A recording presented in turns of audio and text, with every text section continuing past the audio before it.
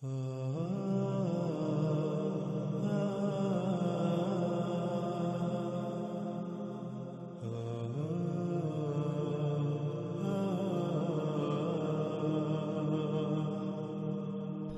Number 11۔ ناظرین، ایک مقام پر دجال کو دیوقامت اور بڑی جسامت والا انسان قرار دیا جاتا ہے جو لوہے کی زنجیروں میں مضبوطی سے جکڑا ہوا تھا، تو وہیں دوسری طرف دوسرے مقام پر اسے کمزور، غمگین یعنی اپنے کیے پر پچھتانے والا، کراہتا ہوا، قابل ترس انسان یا شخص قرار دیا جاتا ہے۔ روایات کے عکس آپ سکرین پر دیکھ سکتے ہیں اور آپ خود انہیں پڑھ سکتے ہیں۔ ناظرین، یہ بھی ایک غیر معمولی تضاد ہے جس کا جواب دینا ایسے لوگوں کے بس سے باہر ہے، لیکن یہ علماء دجال ایک رخ کو سرے سے چھپا دیتے ہیں اور صرف دوسرے رخ کو ہی سامنے لاتے ہیں کہ وہ ایک بہت بڑا دیوقامت انسان تھا۔ اس بات کی بھی حقیقت کیا ہے آگے اس کا کھل کی وضاحت ہو جائے گی، لیکن یہ لوگ ایسا اس لیے کرتے ہیں کیونکہ ان کو علم ہے کہ اگر اس کے کمزور ہونے اور کراہنے والی بات کو سامنے لایا جائے گا تو پھر اس طبقے نے، ان لوگوں نے اس سے ایسی باتیں منسوب کی ہوئی ہیں کہ وہ بڑے بڑے کام کرے گا جو اللہ کے کرنے والے ہیں۔ تو وہ کیسے کر سکتا ہے جو خود قابل ترس ہے، جو اپنی حالت کو ٹھیک نہیں کر سکتا، قابل ترس ہے، وہ کرا رہا ہے، چیخ رہا ہے، وہ بکا کر رہا ہے، وہ رب ہونے کا دعویٰ کیسے کر سکتا ہے؟ یوں اس سوال کا جواب یہ لوگ قیامت تک نہ دے سکتے تو سب سے بہتر انہیں یہی لگا کہ اس بات کو ہی چھپا دو، اس رخ کو چھپا دو، کیونکہ انہیں علم ہے کہ عام عوام ان کی محتاج ہے، وہ نہ ہی خود غور و فکر کرے گی اور نہ ہی ان لوگوں کا، اس طبقے کا یہ پول ان پر کھلے گا۔ اس لیے جتنا جی چاہے دھوکہ دو، عوام کو جتنا جی چاہے دھوکہ دو، کوئی پوچھنے والا نہیں، بلکہ الٹا لوگ تعریفیں ہی کریں گے کہ کتنے بڑے بڑے علماء ہیں جو دین کی خدمت کر رہے ہیں۔ لیکن حقیقت کیا ہے ناظرین؟ حقیقت آپ کے سامنے ہے، اور جیسے سے آگے بڑھیں گے آپ کے رونگٹے کھڑے ہو جائیں گے، جن حقائق کا آگے چل کر آپ کو سامنا کرنا پڑے گا، جو حقائق کھل کر سامنے آئیں گے۔ اس طبقے کی حقیقت کیا ہے؟ سوال نمبر 12۔ قرآن میں اللہ سبحانہ وتعالی نے صراحت کے ساتھ واضح کر دیا کہ اللہ سبحانہ وتعالی نے الرحمن ہونے کے ناطے ہر انسان کے لیے 1000 سال کی مدت کا تعین کر دیا، یعنی کوئی بھی انسان زیادہ سے زیادہ 1000 سال زندہ رہ سکتا ہے۔ اور ناظرین، اس کی وضاحت آگے چل کر قرآن کی آیات کی روشنی میں عیسیٰ ابن مریم علیہ السلام والے موضوع میں آئے گی۔ فی الحال ہم آگے بڑھیں گے۔ وہ یہ کہ جب کوئی بھی انسان 1000 سال سے زیادہ عمر نہیں پا سکتا، یعنی اپنی پیدائش سے اپنی وفات تک 1000 سال سے زیادہ مدت نہیں پا سکتا، تو سوال یہ پیدا ہوتا ہے کہ اگر دجال انسان ہے تو پھر اس کی عمر 1000 سال سے زیادہ کیسے ہو گئی؟ ایک طرف اللہ کہتا ہے کہ وہ اپنی سنت کے خلاف نہیں کرتا، اپنے قانون کے خلاف نہیں کرتا، اللہ الرحمن ہے، تو یہ کیسے ممکن ہے کہ اللہ اپنے ہی قانون اور سنت کے خلاف کرے اور اپنے الرحمن ہونے کی ہی نفی کر دے؟ پھر ناظرین، سوالات تو یہ پیدا ہوتے ہیں کہ اگر وہ وہاں ایک جزیرے میں قید تھا تو اسے قید کس نے، کب اور کیوں کیا؟ اگر یہ سب ایسا ہی تھا تو کیا اصحاب رسول کے اذہان میں یہ غیر معمولی سوالات پیدا نہ ہوئے؟ کیا انہوں نے اللہ کے نبی محمد صلی اللہ علیہ وآلہ وسلم سے ایسے سوالات نہ کیے کہ یا رسول اللہ صلی اللہ علیہ وآلہ وسلم، اس کو قید کب کیا گیا، کس نے قید کیا اور کیوں قید کیا، اسے قتل ہی کیوں نہ کر دیا گیا؟ کیونکہ جس نے قید کیا اسے اس کی حقیقت کا علم تھا تو قید کیا نا۔ اور پھر جب کہ وہ وہاں قید تھا تو اصحاب رسول ابن سیاد کے دجال ہونے کی قسمیں کیوں کھاتے تھے؟ یعنی کہ جب صحابہ کرام کو یہ پتا ہے کہ دجال تو ایک جزیرے پر قید ہے جو کہ آخری دور میں نکلے گا، آزاد کیا جائے گا، تو اس کے باوجود وہ اپنی زندگیوں میں اس وقت ابن سیاد کے دجال ہونے پر قسمیں کیوں کھا رہے ہیں؟ پھر ابن سیاد تو یثرب میں ہی پیدا ہوا تھا، جسے آج یہ لوگ مدینہ کہتے ہیں، اور انہی کے سامنے پلا بڑا۔ کیا انہیں یہ سب علم نہیں تھا کہ دجال تو ایک جزیرے میں پہلے سے قید ہے اور دجال تو مدینہ اور مکہ میں داخل نہیں ہو سکتا، لیکن ابن سیاد مدینہ میں پیدا ہوا، اس کی موت ہوئی اور مکہ میں بھی آتا جاتا ہے۔ ناظرین، کیا کبھی آپ نے ان پہلوؤں پر غور کیا؟ کبھی آپ نے غور و فکر کیا، یا پھر آپ آنکھیں بند کر کے اسی علماء دجال طبقے کے پیچھے بھاگ رہے ہیں؟ یہ جدھر جدھر آپ کو لے جا رہے ہیں، آپ ان کے پیچھے ادھر ادھر چلے جا رہے ہیں اپنی آنکھیں بند کر کے۔ کیا کبھی آپ نے غور کیا اس کا انجام کیا ہوگا؟ آپ کس کا نقصان کر رہے ہیں؟ ناظرین، آپ کسی کا نقصان نہیں کر رہے، صرف اور صرف اپنا ہی نقصان کر رہے ہیں۔ جب وقت آئے گا تب سوائے پچھتاوے کے کچھ نہیں رہے گا۔ آج وقت ہے، خدا را اپنی آنکھیں کھولیے، ورنہ بعد میں ہلاکت کے سوا کچھ سامنے نہیں آئے گا۔ آگے بڑھتے ہیں ناظرین، سوال نمبر 13۔ ناظرین، جب یہ واقعہ مدینہ کا ہے اور ایسے موقع کا ہے جب مدینہ کے تقریباً تمام انصار و مہاجرین موجود تھے، تو کیا صرف فاطمہ بنت قیس ہی ایسی تھیں کہ جن کو یہ روایت یاد رہی؟ حالانکہ یہ تو ایک ایسا واقعہ تھا جو نہایت عجیب و غریب تھا، اور اس کو کبار اصحاب رسول کو ضرور بیان کرنا چاہیے تھا، لیکن ہمیں ایسا کچھ نہیں ملتا۔ صرف ایک ہی عورت سے یہ واقعہ منسوب ہمیں ملتا ہے۔ آخر اس کی وجہ کیا ہے؟ سوال نمبر 14۔ سوال یہ پیدا ہوتا ہے کہ جب جساسہ دجال کے لیے جاسوسی کرتا تھا، جس سے ثابت ہوتا ہے کہ دجال خبروں کے لیے جساسہ کا محتاج تھا، تو پھر دجال نے جو سوالات کیے وہ تمام کی تمام خبریں جن کا تعلق قطعی غیب سے تھا، ان کا علم اسے کس طرح ہو گیا؟ جیسا کہ ایسے نظریات سے تو بالکل واضح ہو جاتا ہے کہ ایسے تمام کے تمام لوگوں کے نزدیک جو دجال کو ایک معین شخصیت اور وہاں جزیرے پر قید سمجھتے ہیں، ان کے نزدیک ایک شخص جو کہ دجال ہے وہ بھی علم غیب رکھتا ہے، علم غیب رکھتا تھا۔ تو دوسری طرف انہی لوگوں کا عقیدہ یہ ہے کہ غیب کا علم اللہ کے سوا کسی کو نہیں، تو پھر دجال جب کہ ایک انسان ہے تو اسے غیب کا علم کہاں سے ہو گیا؟ قرآن میں تو اللہ سبحانہ و تعالیٰ نے واضح کر دیا بالکل صراحت کے ساتھ کہ اللہ صرف اپنے چنیدہ رسولوں پر غیب میں سے کچھ ظاہر کرتا ہے۔ تو کیا دجال اللہ کا رسول ٹھہرا؟ کیا ناظرین کسی کے پاس اس سوال کا جواب ہے؟ خواہ کچھ بھی ہو جائے، کوئی بھی ایسا شخص جو دجال کے ایک انسان ہونے کا دعوے دار ہے، اس عقیدے نظریے پر ڈٹا ہوا ہے، قائم ہے، وہ اس سوال کا جواب نہیں دے سکتا۔ وہ قرآن کا کفر کر رہا ہے، اللہ کی آیات کا کفر کر رہا ہے، اللہ کے کلام قرآن کا الحکیم ہونے کا کفر کر رہا ہے۔ پھر ناظرین سوال نمبر 15۔ جب دجال کو سب علم ہے کہ وہ رب نہیں ہے، رب اللہ ہی ہے، اس کا انجام کیا ہے، تو اس کے باوجود وہ رب ہونے کا دعویٰ کیسے کر سکتا ہے؟ پھر ناظرین سب سے بڑی بات تو یہ ہے کہ رب کے معنی کیا ہے؟ ہمارا رب کون ہے؟ ہمارا رب اللہ ہے، یعنی ہمارا رب اللہ ہے تو اللہ ہمارا رب کیسے ہے؟ کیا اللہ نے کبھی زبان سے کہا جی میں تمہارا رب ہوں؟ رب تو کہتے ہیں وہ ذات جو کسی شے جب اس کا وجود نہیں ہوتا اسے وجود دیتی ہے، پھر اس کی تمام تر ضروریات اسے خلق کر کے مہیا کرتی ہے۔ کیا اس کے لیے فائدہ مند ہے، کیا نقصان دہ ہے؟ اس کے سواری کے ذرائع، اس کے کھانے پینے کی تمام حاجات، اس کی ضروریات پوری کرتی ہے وہ ذات، نہ کہ صرف زبان سے یہ کہنا جی میں تمہارا رب ہوں۔ آگے ناظرین سوال نمبر 16۔ جب دجال کو یہ بھی پہلے سے علم ہے کہ اسے مدینہ میں داخل نہیں ہونے دیا جائے گا، جیسا کہ جو ان لوگوں نے تراجم کیے ہوئے ان تراجم میں بالکل واضح ہے کہ دجال کو یہ علم ہے، دجال خود کہتا ہے کہ مجھے مدینہ میں داخل نہیں ہونے دیا جائے گا، مدینہ کے ہر رستے پر ملائکہ مامور ہوں گے، تو علم ہونے کے باوجود دجال مدینہ جانے کی کوشش کیوں کرے گا؟ یعنی ناظرین اگر آپ کو یہ یقین ہو، آپ کو پہلے سے یہ بتا دیا جائے کہ آپ یہ کام نہیں کر سکتے، یہ ممکن نہیں، اور آپ خود تسلیم کر رہے ہوں کہ آپ یہ کام نہیں کر سکتے، آپ خود تسلیم کر، اس کے باوجود آپ وہی کام کیوں کریں گے؟ کیا اس کا کوئی جواب ہے؟ سوال نمبر 17۔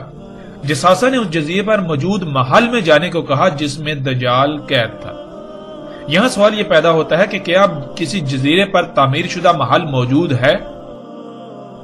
اور پھر یہ بھی نہیں کہا جا سکتا کہ اللہ نے اس محل کو دنیا کے انسانوں سے چھپا کر رکھا ہے، کیونکہ اصل بات تو یہ سامنے آتی ہے کہ اس جزیرے تک کسی کی رسائی نہیں، اور اگر کسی کی رسائی ہو جائے تو وہ نہ صرف اس محل کو دیکھ سکتا ہے بلکہ اس میں داخل بھی ہو سکتا ہے، جیسے وہ لوگ جو اس جہاز میں سوار تھے اور اس جزیرے تک پہنچ گئے، اور آج زمین کا ایک ایک انچ ایسا نہیں ہے کہ جو انسان کی نظروں کے سامنے نہ ہو۔ اوپر سیٹلائٹ گھوم رہی ہے جو پل پل پوری زمین کے انگ انگ کی تصاویر بنا رہی ہے، اور اسی سیٹلائٹ کے بنائے ہوئے نقشے کو نہ صرف آج لوگ دیکھتے ہیں، استعمال کرتے ہیں، بلکہ وہ دنیا کا واحد مصدقہ ترین نقشہ ہے جسے گوگل ارتھ کا نام دیا جاتا ہے۔ سمندروں میں کوئی چھوٹے سے چھوٹا بھی جزیرہ ایسا نہیں ہے جس پر آج انسان جا نہ چکا ہو۔ اس کے باوجود نہ ہی کوئی ایسا محل کہیں ملتا ہے، اور نہ ہی کوئی ایسا شخص، اور نہ ہی کوئی ایسا جانور جسے جساسا کا نام دیا گیا۔ تو ناظرین، آخر ایسا کیوں؟ آخر وہ جزیرہ آج کہاں گیا؟ وہ محل کہاں گیا؟ اور اس میں قید دجال کہاں گیا؟ آج جب کوئی ایسا محل کہیں موجود ہی نہیں، اور اگر تھا تو پھر بغیر کسی شک و شبے کے ظاہر ہے محل تباہ ہو چکا، اور دجال نہ جانے کب کا آزاد ہو چکا۔ اور پھر حقیقت اگر یہی ہے تو پھر وہ دجال کہاں گیا؟ وہ دجال تو پھر آ کر بھی جا چکا، تو پھر کس دجال کا آج بھی انتظار کیا جا رہا ہے؟ اس روایت کی بنیاد پر دجال کو انسان ثابت کرنے اور انسان ہونے کا عقیدہ رکھنے والوں کی بھی حقیقت کھل کر آشکار ہو جاتی ہے کہ وہ محض نہ صرف خود کو دھوکے میں مبتلا کیے ہوئے ہیں بلکہ اکثریت کو بھی اسی دھوکے میں مبتلا کر کے ان کی دنیا اور آخرت تباہ کر رہے ہیں۔ ناظرین، اس روایت پر مزید کئی سوالات پیدا ہوتے ہیں اور اعتراضات سامنے آتے ہیں جن کی تعداد بہت زیادہ ہے، لیکن ہم صرف انہی سوالات پر اکتفا کرتے ہیں۔ یہ ایسے اعتراضات ہیں، ایسے سوالات ہیں کہ ان کو دور کرنا ناممکن ہے، ان کے جوابات دینا ناممکن ہے۔ روایت کی صحت کو کوئی ایک ہی اعتراض مشکوک بنا دیتا ہے، لیکن اس میں تو درجنوں لاجواب اعتراضات ہیں۔ تو یہ روایت کیسے قابل تسلیم کہی جا سکتی ہے یا تسلیم کی جا سکتی ہے؟ ان اعتراضات کی روشنی میں اس روایت کی اہمیت بالکل صفر ہو جاتی ہے، لیکن اس کے باوجود ہم اس روایت کی اصل حقیقت پر ضرور روشنی ڈالیں گے تاکہ حق کھل کر واضح ہو جائے اور کسی کے پاس کوئی عذر، شک یا شبہ وغیرہ نہ رہے۔ کوئی یہ نہ کہے کہ انہوں نے ان اعتراضات کی بنیاد پر اس روایت کو بالکل سرے پر کر دیا، ایک سائڈ پر کر دیا، کیونکہ ان کے پاس اصل بات کا جواب نہیں تھا۔ یعنی کہ ہم کسی کے پاس الحمدللہ ایسا کوئی بہانہ بھی نہیں رہنے دیں گے۔ ناظرین، جن جن کتب میں یہ روایت بیان کی گئی ہے، جب ان تمام مقامات کو سامنے رکھا جائے اور اگر اللہ سبحانہ و تعالیٰ کی طرف سے خالص علم حاصل ہو تو اس کو سمجھنے میں رائی برابر بھی مشکل پیش نہیں آتی۔ لیکن افسوس کی بات تو یہ ہے کہ ہم اللہ سبحانہ و تعالیٰ سے رجوع کرنے کے بجائے اپنی خواہشات کی تکمیل میں ساری محنت ضائع کرتے ہیں۔ لوگ حق کی تلاش کی بجائے جو ان کے اپنے نظریات ہوتے ہیں، جو ان کے اپنے عقائد ہوتے ہیں، انہیں علم ہوتا ہے کہ یہ باطل نظریات و عقائد ہیں، اس کے باوجود وہ اپنے باطل نظریات کو ہی حق ثابت کرنے اور دوسروں پر زبردستی مسلط کرنے کی کوشش میں لگے رہتے ہیں۔ ان تمام تر سوالات کے برعکس ناظرین، اب ہم آتے ہیں اس روایت میں جو واقعہ بیان ہوا اس کی حقیقت کی طرف۔ ناظرین، حقیقت یہ ہے کہ ایسا واقعہ ضرور پیش آیا، البتہ وہ کس کے ساتھ پیش آیا یہ ایک الگ بحث ہے، لیکن جب غور کیا جائے تو یہ واقعہ تمیم داری رضی اللہ تعالیٰ عنہ کے ساتھ ہی پیش آیا، نہ کہ ان کے علاوہ کسی اور کے ساتھ۔ جب ہم آگے بڑھیں گے ذوالقرنین علیہ السلام کے موضوع پر جب بات ہوگی، یاجوج اور ماجوج کے موضوع پر بات ہوگی، تو پھر مزید ہم پر حقائق کھل کر سامنے آئیں گے جن کی روشنی میں بھی اس روایت کی حقیقت مزید واضح ہو جائے گی کہ ذوالقرنین علیہ السلام کون تھے۔ آگے آئندہ ایک ساتھ میں اس پر تفصیل سے بات ہوگی کہ ذوالقرنین سلیمان علیہ السلام تھے جنہوں نے ایک نہیں بلکہ 3 رکاوٹیں بنائی تھیں، 3 جو سد ہیں وہ تعمیر کی تھی۔ سب سے پہلے انہوں نے مغرب میں جسے برمودا ٹرائی اینگل کے نام سے جانا جاتا ہے وہاں ایک نحاس کی سد بنائی تھی، رکاوٹ بنائی تھی۔ نحاس کہتے ہیں جیسے یہ زمین کی مقناطیسی کشش ہے اس کو، پھر دوسری مشرق میں جسے شیطانی اسلحہ یا ڈریگن ٹرائی اینگل کے نام سے جانا جاتا ہے جو کہ جاپان کے سمندر میں واقع ہے، وہاں ذوالقرنین سلیمان علیہ السلام نے ایک سد بنائی نحاس سے، وہ مادی نہیں یعنی غیر مادی تھی۔ تیسری، ان دو رکاوٹوں کے درمیان اس مقام پر جہاں دو چٹانوں کے درمیان ایک درا تھا اس کو بند کیا۔ ناظرین، اس پر تفصیل کے ساتھ آگے چل کر بات ہوگی ذوالقرنین علیہ السلام اور یاجوج اور ماجوج کے موضوع پر آئندہ ایک ساتھ میں۔ مغرب اور مشرق والی صدعین یعنی دو رکاوٹیں مادی نہیں تھی بلکہ وہ غیر مادی تھیں جن کو نحاس کہا گیا۔ نحاس بالکل ایسے ہی مقناطیسی قوت یا کشش کو کہتے ہیں جیسے مقناطیسی قوت زمین مسلسل پیدا کر رہی ہے، جس مقناطیسی قوت کی وجہ سے نہ صرف ہر شے زمین کی طرف کھینچی ہوئی ہے بلکہ اسی قوت کی وجہ سے زمین کے گرد 7 مختلف تہوں پر مشتمل ایک حصار قائم ہے جنہیں زمین کے 7 آسمان کہا جاتا ہے۔ زمین کی مقناطیسی قوت کا ایک نارتھ یعنی شمال پول ہے اور ایک ساؤتھ یعنی جنوبی پول ہے۔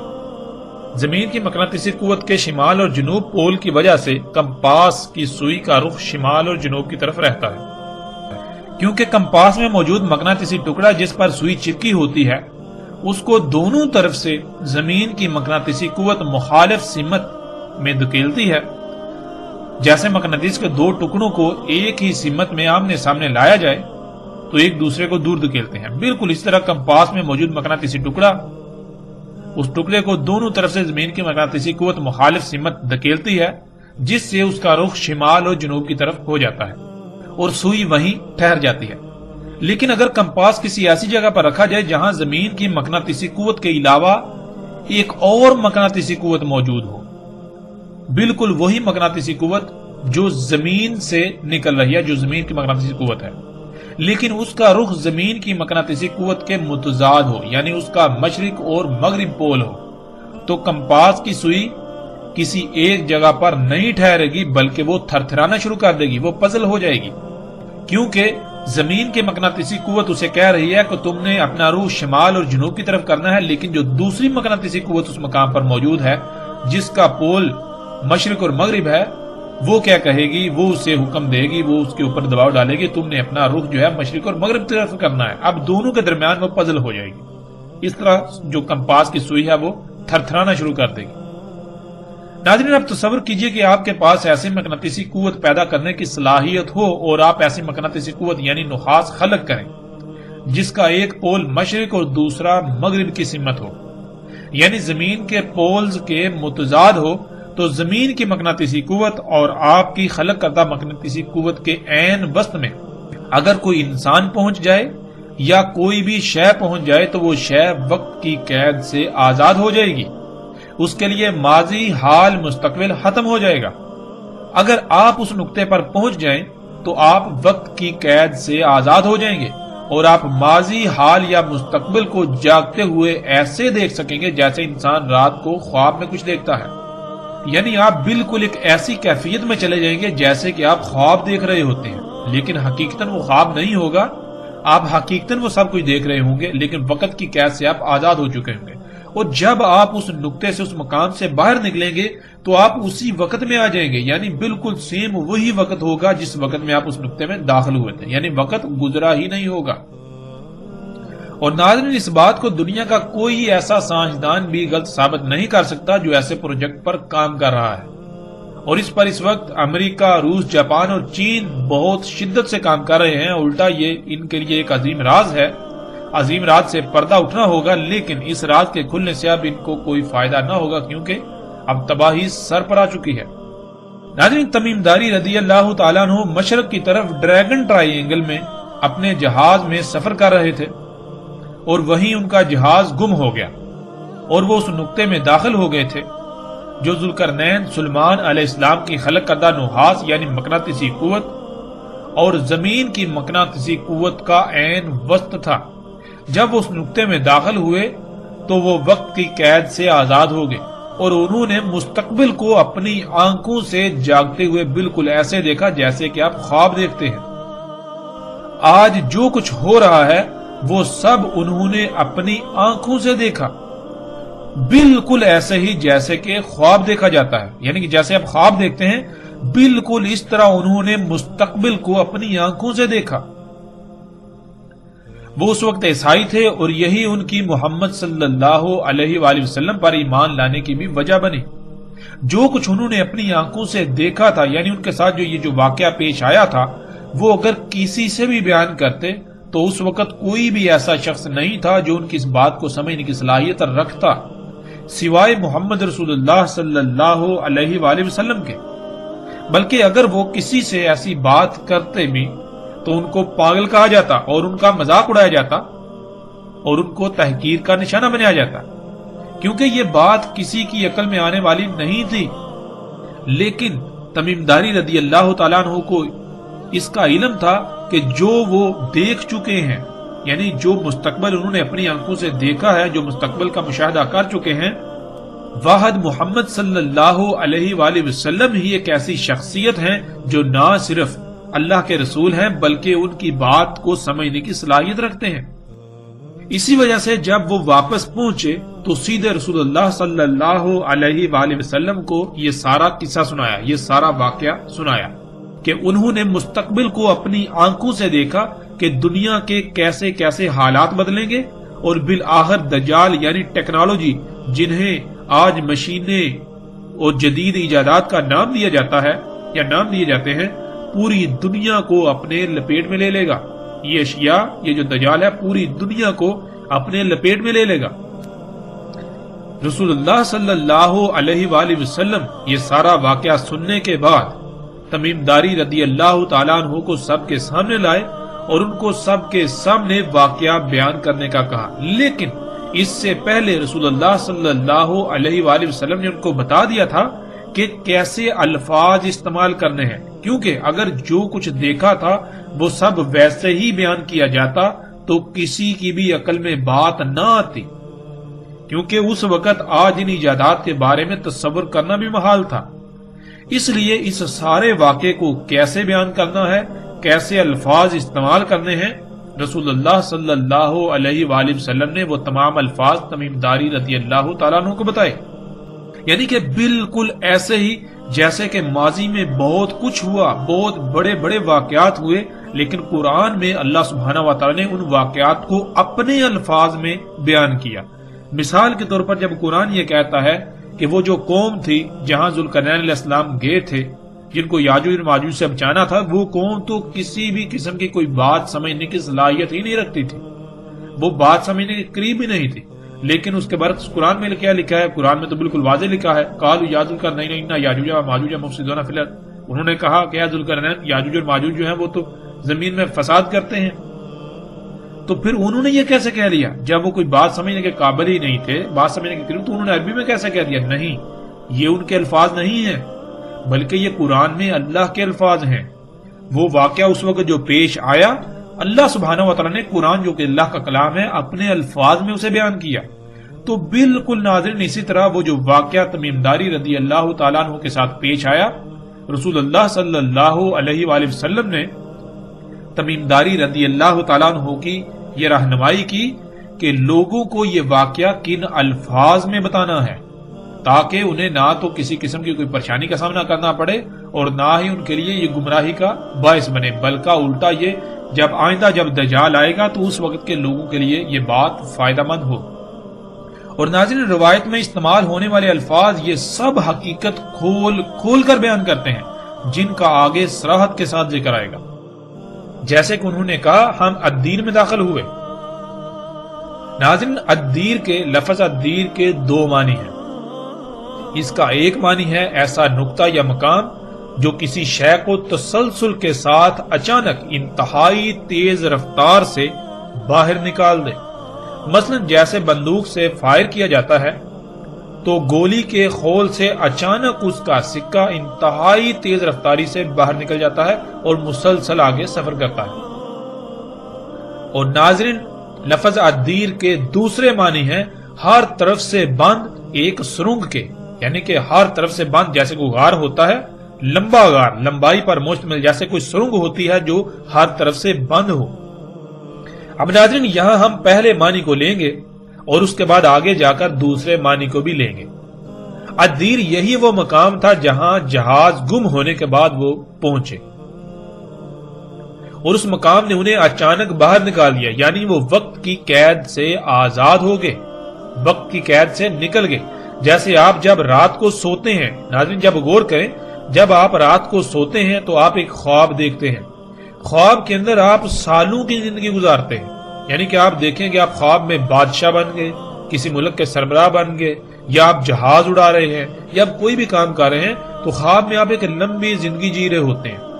خواب میں آپ دیکھتے ہیں کہ خواب میں آپ کئی سال کا وقت گزارتے ہیں، لیکن جب آپ کی آنکھ کھلتی ہے تو حقیقت کیا نکلتی ہے کہ صرف چند لمحے ہی ابھی گزرے ہوئے ہوتے ہیں، یعنی کہ چند لمحوں میں آپ نے سالوں پر محیط وقت کو ایسے دیکھا جیسا کہ آپ کے ساتھ وہ پیش آ رہا تھا، آپ اس میں موجود تھے۔ ناظرین بالکل اسی طرح الدیر کہتے ہیں ایسے مقام کو، جب آپ ایسے مقام پر پہنچیں تو آپ یہ جو دنیاوی شعور ہے اس سے نکل کر دوسرے شعور میں چلے جائیں، جیسے خواب میں ہوتا ہے۔ آپ چارپائی پہ ہوتے ہیں، سوتے ہیں، تو جب خواب میں بالکل اسی طرح ہو، وہ مقام جو آپ کو ایسی حالت میں دھکیل دے، ایسی حالت میں لے جائے۔ تو ناظرین تمیم داری رضی اللہ تعالیٰ عنہ جب جہاز کے گم ہونے کے بعد اس مقام پر پہنچے تو وہ وقت کی قید سے آزاد ہو گئے، یعنی کہ جیسے آپ خواب دیکھتے ہیں بالکل اسی طرح انہوں نے مستقبل کو اپنی آنکھوں سے دیکھا، بالکل ایسے دیکھا جیسے کہ اسی وقت میں وہ موجود ہیں، یعنی جیسے آپ خواب دیکھتے ہیں بالکل عین اسی طرح انہوں نے مستقبل میں آنے والے تمام حالات و واقعات کو دیکھا۔ انہوں نے مستقبل کی 14-15 صدیوں کا مشاہدہ کیا جیسے آپ خواب دیکھتے ہیں۔ انہوں نے اس وقت سے لے کر دجال تک کا وقت اپنی آنکھوں سے دیکھا کہ دنیا میں کیا کیا تبدیلیاں رونما ہوں گی، کہ کون کون سی وجوہات دجال کے نکلنے کا باعث بنے گی۔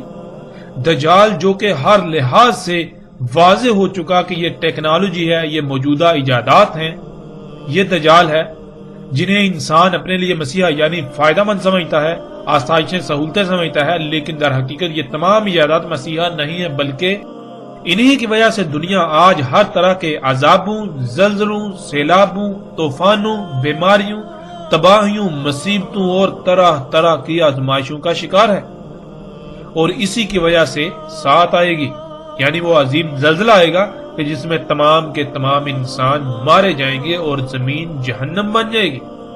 رسول اللہ صلی اللہ علیہ وآلہ وسلم کے الفاظ میں انہوں نے اس سارے واقعے کو یوں بیان کیا جسے ہم ایک مثال سے سمجھ لیتے ہیں۔ مثلا کچھ لوگ ہیں جو پہلی بار 1 سے 100 تک گنتی سیکھ رہے ہیں۔ ناظرین تصور کریں باقی سب ابھی 60 پر ہیں، یعنی 60 تک گنتی سیکھ پائے، لیکن آپ ان میں سب سے پہلے 100 تک گنتی سیکھ لیتے ہیں، یعنی کہ آپ نے 100 تک سیکھ لی۔ باقی لوگ ابھی 60 تک پہنچے لیکن آپ 100 تک پہنچ گئے۔ اب آپ اس کو یوں بیان کرتے ہیں کہ میں نے اپنی تعلیم کا سفر کیا، میں نے اپنی تعلیم کا سفر شروع کیا اور کافی آگے گیا تو میری کسی سے ملاقات ہوئی۔ میں نے اس سے پوچھا کہ تم کون ہو؟ اس نے جواب دیا میں 100 ہوں، یعنی 100 کا ہندسہ ہوں، اور ان قریب میں تمہارے سامنے آ جاؤں گا۔ اب 100 کا ہندسہ یہ بتاتا ہے کہ وہ کب تک سامنے آئے گا، یعنی کیا کیا اس سے پہلے ہونا لازم ہے کہ وہ اس کے بعد سامنے آئے گا۔ 100 کا ہندسہ اب آپ سے پوچھتا ہے کیا تم نے سکول میں داخلہ لے لیا؟ اب آپ جواب دیتے ہیں ہاں۔ اب وہ پھر آپ سے سوال کرتا ہے کیا حقیقتاً ایسا ہو چکا، یعنی آپ داخلہ لے چکے؟ آپ آگے سے جواب دیتے ہیں ہاں ایسا ہو چکا، میں سکول میں داخلہ لے چکا۔ اس نے پھر پوچھا کیا 1 آ گیا؟ آپ نے کہا ہاں وہ تو آ چکا۔ اس نے پھر پوچھا کہ 10 آ گیا؟ آپ نے جواب دیا ہاں 10 بھی آ چکا۔ اس نے پھر سوال کیا کیا 60 آ گیا؟ آپ نے جواب دیا ہاں وہ بھی آ چکا۔ اس نے پھر پوچھا کیا 70 آ گیا؟ اب آپ نے جواب دیا کہ نہیں وہ ابھی تک نہیں آیا۔ تو اس نے کہا کہ اب ان قریب وہی آئے گا، یعنی کہ اب ان قریب 70 آئے گا۔ اس کے بعد 80 آئے گا، پھر اس کے بعد 90 آئے گا۔ جب 90 آ جائے گا تو میرا سامنے آنے کا وقت بالکل قریب آ جائے گا، اور جب 99 آ جائے تو اچانک میں بھی سامنے آ جاؤں گا۔ لیکن جب تک 99 نہیں آتا تب تک قانون میں مجھے سامنے آنے کی اجازت ہے ہی نہیں۔ ناظرین، اس مثال کو بار بار سنیے اور اس میں غور کیجئے۔ اگر آپ نے اس مثال کو سمجھ لیا تو تمیم داری رضی اللہ تعالیٰ عنہ والے واقعے کی ساری حقیقت آپ کے اوپر کھل جائے گی۔ یہ مثال اس واقعے کی ساری حقیقت کو کھول کر رکھ دے گی اور بہت ہی آسانی سے سارا واقعہ بالکل سمجھ آ جائے گا۔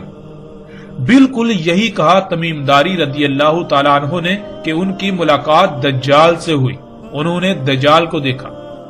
دجال کو آپ اس مثال میں 100 کا ہندسہ تصور کر لیں، جیسے آپ کی 100 کے ہندسے سے گفتگو ہوئی، بالکل ویسے ہی دجال کے ساتھ تمیم داری رضی اللہ تعالیٰ عنہ کی گفتگو ہوئی۔ یعنی حقیقتاً ایسی کسی گفتگو کا کوئی وجود نہیں ہے، ایسی کوئی گفتگو نہیں ہوئی، بلکہ ان کے ساتھ جو واقعہ پیش آیا، جو انہوں نے مستقبل کو اپنی آنکھوں سے دیکھ لیا، جو کہ باقی ابھی نہیں دیکھ سکتے، باقی جیسے انسان آئیں گے وہ دیکھیں گے، لیکن وہ پہلے ہی وہ سارے حالات و واقعات دیکھ چکے۔ اس سب کو سامنے عام سطح پر بیان کرنا تھا تاکہ اصل مقصد سب سمجھ جائیں، تو اس کو اس طرح حکمت کے ساتھ بیان کیا کہ دجال آئے گا، لیکن کب آئے گا؟ تمیم داری رضی اللہ تعالیٰ عنہ نے باقی سب سے پہلے ہی اسے دیکھ لیا۔ رسول اللہ صلی اللہ علیہ وآلہ وسلم کے بتائے ہوئے الفاظ میں انہوں نے بتایا کہ انہوں نے سوال کیا کہ کیا عربوں میں نبی آ گیا؟ ہم نے کہا ہاں آ گیا۔ اس نے پھر سوال کیا کیا انہوں نے اس کی اطاعت کی یا نافرمانی؟ ہم نے کہا اطاعت کی۔ دجال نے کہا اسی میں ان کے لیے خیر ہے۔ اب یہاں یہ ذہن میں رکھیں، دجال خیر نہیں بلکہ شر اکبر ہے۔ دجال سے بڑا شر اور کوئی نہیں ہے جب سے انسانوں کو دنیا میں لایا گیا۔ تو اس نے کہا کہ اسی میں ان کے لیے خیر ہے، اس کا مطلب یہ ہے کہ جب تک محمد رسول اللہ صلی اللہ علیہ وآلہ وسلم کی اطاعت ہوگی، انہی کی لائی ہوئی دعوت پر عمل کیا جائے گا، یعنی دنیا کو فطرت پر رکھا جائے گا، اسی میں انسانوں کے لیے خیر ہوگی۔ دجال نہیں نکل سکے گا جب تک رسول اللہ صلی اللہ علیہ وسلم کی دعوت کے مطابق دنیا کو فطرت پر رکھا جائے گا تو دجال نہیں نکل سکے گا، جس سے لوگوں کو نقصانات نہیں ہوں گے۔ دجال تب ہی نکلے گا جب محمد رسول اللہ صلی اللہ علیہ وآلہ وسلم کی نافرمانی کی جائے گی، جب اس دین کو چھوڑ دیا جائے گا جو محمد رسول اللہ صلی اللہ علیہ وآلہ وسلم نے واضح کیا تھا، دین فطرت۔ محمد رسول اللہ صلی اللہ علیہ وآلہ وسلم نے اور اللہ نے قرآن میں دنیاوی مال و متاع کو دھوکے کا سامان قرار دیا اور اس کے قریب بھی جانے سے منع کر دیا اور اس سے دور رہنے کا بار بار حکم دیا۔ جب تک انسان ایسا کریں گے تب تک وہ اس دنیاوی مال و متاع کے دجل سے بچے رہیں گے، اور جب وہ اس کے پیچھے پڑیں گے تو ایسے دجال کا شکار ہوں گے کہ حق کو سمجھنا ناممکن کے قریب تر ہو جائے گا۔ دنیا میں آنے کا مقصد کیا ہے؟ سب کے نزدیک دنیاوی مال و متاع، جس کو اللہ نے قرآن میں دھوکہ کہا، اسی کا حصول بن جائے گا۔ رسول اللہ صلی اللہ علیہ وآلہ وسلم نے بتا دیا تھا کہ کب تک ان کی اطاعت کی جائے گی، جیسے کہ اطاعت کرنے کا حق ہے۔ اس کے لیے محمد رسول اللہ صلی اللہ علیہ وآلہ وسلم نے کہا تھا کہ خلافت علی منہاج نبوہ رہے گی 30 سال، پھر اس کے بعد جو کچھ ہوگا وہ بھی بیان کر دیا۔ اب آپ سے سوال یہ ہے کہ اگر آج تک پوری دنیا میں خلافت علی منہاج نبوت قائم رہتی تو کیا دنیا کی آج یہ حالت ہوتی؟ دجال نکل سکتا تھا؟ یعنی یہ موجودہ ٹیکنالوجی جو شرع اکبر ہے، جو شرک اکبر ہے، انسان یہ کر پاتا؟ ہرگز نہیں کر پاتا۔ تو یہی انہوں نے کہا محمد رسول اللہ صلی اللہ علیہ وآلہ وسلم کی اطاعت میں ہی خیر ہے۔ جب ان کی نافرمانی کی جائے گی تو یہی وجہ بنے گی دجال کے نکلنے کی۔ پھر اسی طرح بتدریج جو سوال انہوں نے بیان کیے کہ دجال نے ان سے پوچھا کہ فلاں ہو گیا اور فلاں ہو گیا، تو اس کا مطلب یہ تھا کہ دجال کے آنے سے پہلے فلاں کچھ ہوگا، جب تک وہ نہیں ہوگا تب تک دجال نہیں نکل سکتا۔ یعنی جن وجوہات کی بنا پر ٹیکنالوجی، یہ جدید ایجادات جو کہ دجال ہیں وجود میں آئیں گی، دجال وجود میں آئے گا، جب تک وہ عوامل وقوع پذیر نہیں ہوتے تب تک دجال نہیں آ سکتا۔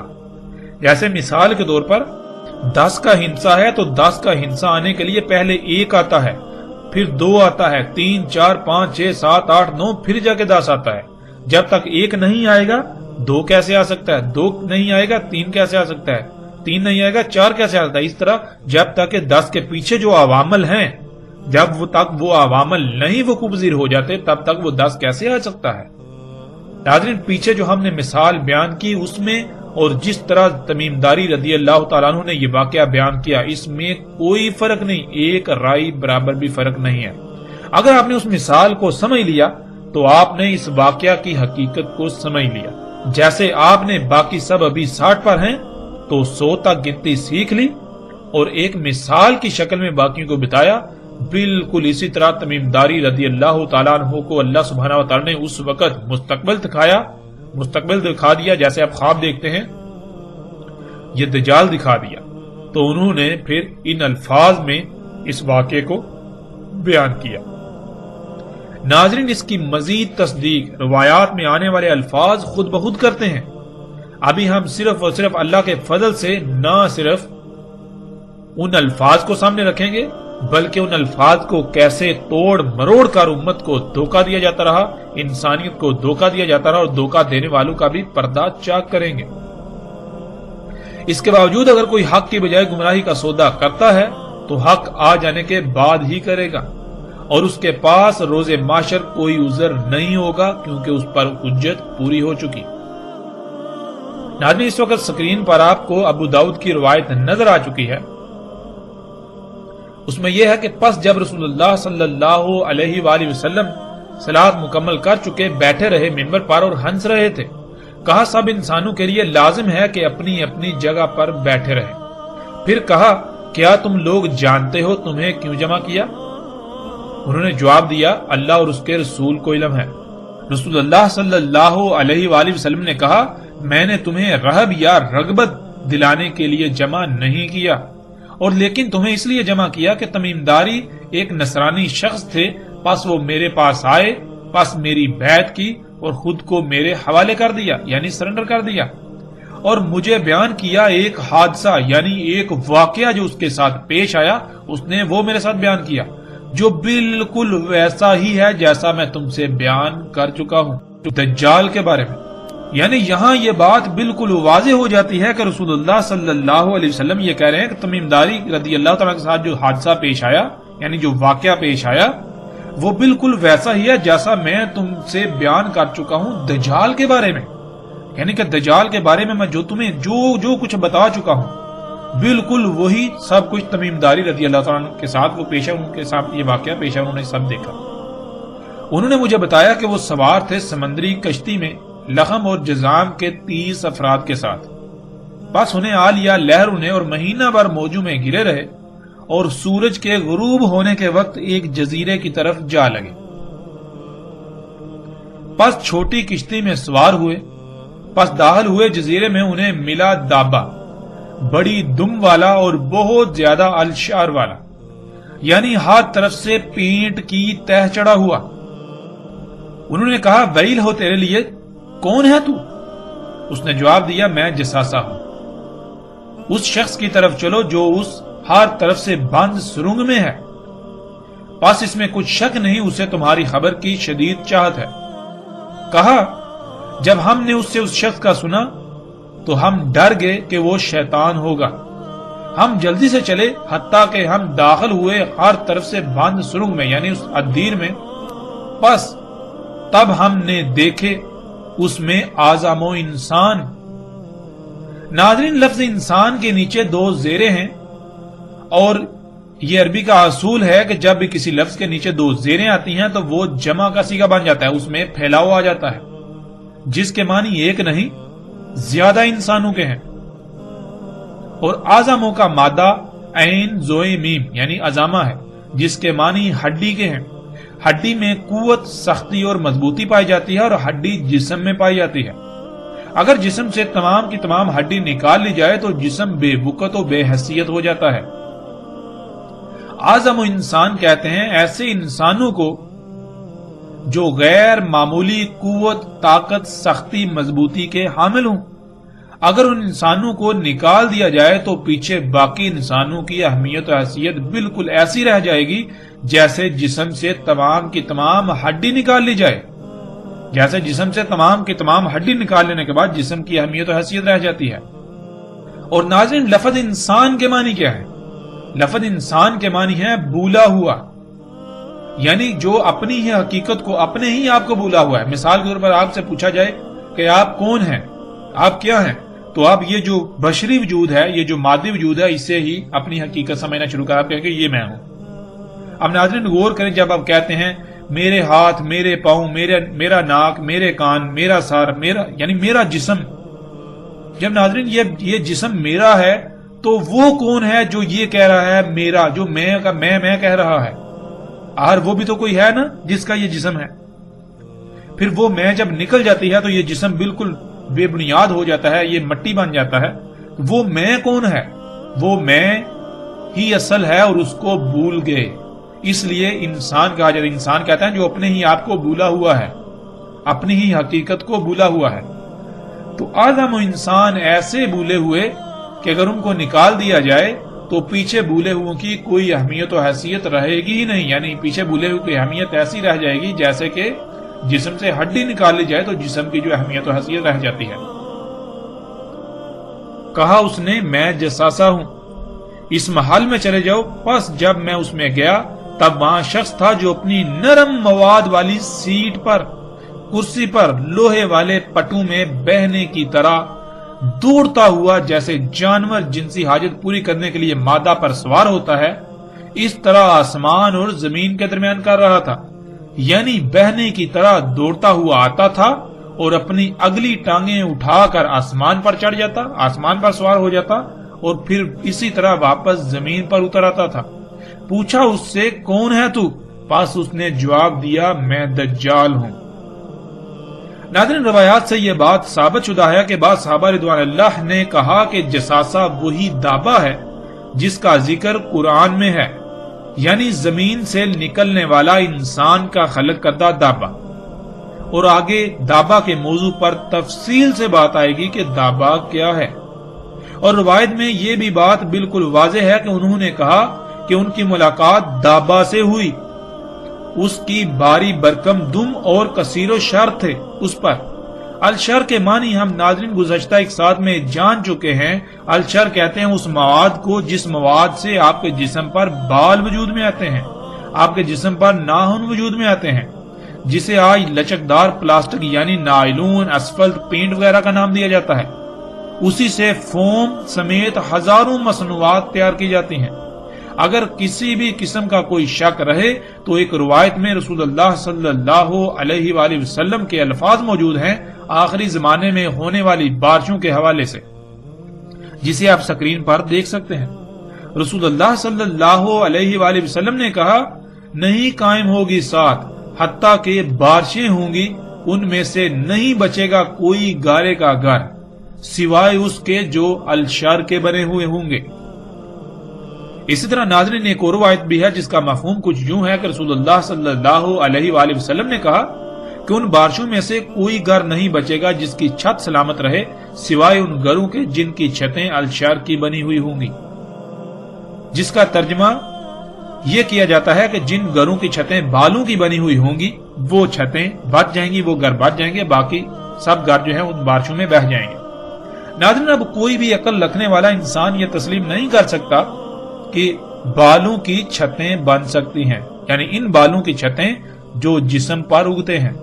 لیکن جب ہم عربی کو عربی سمجھیں تو ہم پر واضح ہو جائے گا کہ الشر اس مواد کو کہتے ہیں جس سے بال وجود میں آتے ہیں، اور اسی مواد سے آج پوری دنیا میں چھتیں بنائی جا رہی ہیں جن پر بارشیں اثر انداز نہیں ہوتی۔ جیسا کہ گزشتہ ساتھ میں یہ بات واضح ہو چکی ہے کہ خام تیل سے بننے والی مصنوعات سے چھتیں بھی بنائی جا رہی ہیں۔ یہ دابہ ہوائی جہاز تھا، اور گزشتہ ایک ساتھ میں دجال کے حمار پر بھی اس کی بات ہو چکی، مختصراً اس پر بات ہو چکی۔ جیسے ہم آگے بڑھیں گے، جب دابے کا موضوع آئے گا، دابا من الارض یا دابا فی الارض والا، تو اس میں تفصیل کے ساتھ یہ بات واضح ہو جائے گی کہ دابا کیا ہے۔ وہ دابا جس سے تمیم داری رضی اللہ تعالیٰ عنہ کی ملاقات ہوئی، وہ یہ ہوائی جہاز تھا جس کی باری برکم دم اور اس پر کثیر و شر یعنی ہر طرف سے پینٹ چڑھا ہوا تھا، پینٹ ہوا تھا۔ اب ناظرین اس کو یوں سمجھ لیں، اس مثال میں کہ آپ کی ملاقات 99 سے ہوئی، تو 99 نے آپ سے کہا آگے چلو، جو آگے ہے اس سے تمہارا انتظار ہے۔ تو جیسے ہی آگے گئے تو آگے 100 کے ہندسے سے ملاقات ہوئی۔ بالکل اسی طرح جب انہوں نے ہوائی جہاز دیکھا تو اس نے کہا اس الدیر یعنی اس ہر طرف سے بند سرنگ میں داخل ہو جاؤ۔ کہیں پر اسے الدیر یعنی ہر طرف سے بند سرنگ کہا گیا ایک مقام پر، اور کہیں یعنی دوسرے مقام پر اسے قصر یعنی محل کہا گیا۔ جہاز میں جب آپ داخل ہوں تو آپ حیران رہ جائیں گے کہ جہاز حقیقتاً نہ صرف الدیر ہے یعنی ایک ایسی سرنگ ہے جو ہر طرف سے بند ہے، اور وہ سرنگ اندر سے ایک محل کا منظر پیش کرتی ہے، بلکہ وہ سرنگ اندر سے محل کا منظر پیش کرتی ہے۔ جب وہ اس دیر یعنی محل نما ہر طرف سے بند سرنگ میں داخل ہوئے تو انہوں نے جو دیکھا اس کے بارے میں کئی طرح کے الفاظ آئے ہیں، اور وہ سب کے سب اپنی جگہ پر بالکل ٹھیک ہیں۔ اب سب سے پہلے ہم یہ دیکھتے ہیں کہ آج تک ان الفاظ کو کیسے بیان کیا گیا جو اندر موجود انسان کے بارے میں استعمال کیے گئے۔